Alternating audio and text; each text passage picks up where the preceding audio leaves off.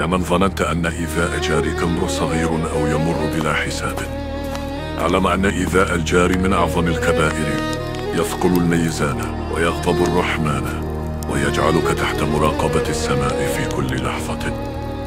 لا تعمل الفحم والدخان الذي يضر بجيرانك، حاول أن تبعد عن هذه المنكرات وتحرص على أداء حقوق جيرانك.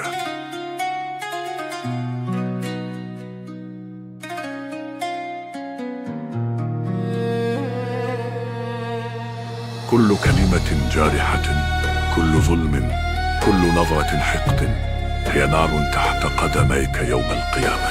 تذكر أن الجار أوصي به الرسول الكريم، وأن من يعتدي عليه يحاسب على كل نفس تألمت بسببه.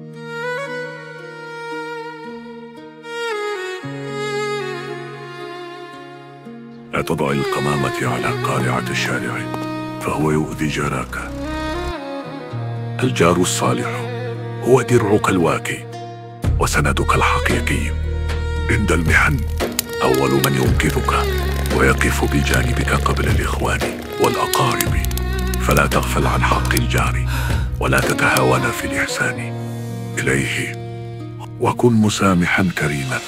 ومن أول الصافحين عن جارك إن زل عليك، فمن عفا وأصلح فأجره على الله.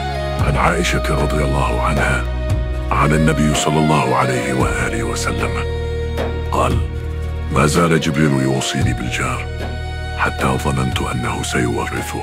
أخرجه البخاري.